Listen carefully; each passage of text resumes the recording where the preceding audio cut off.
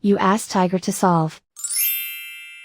This deals with linear equations with one unknown. The final result is I equals 13/9. Let's solve it step by step. Simplify the expression. Expand the parentheses. Group like terms. Simplify the arithmetic. Group all constants on the right side of the equation.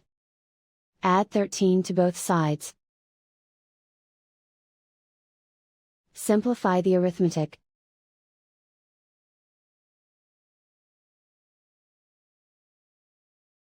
Isolate the I. Divide both sides by 9. Simplify the fraction. And so the final result is I equals 13/9.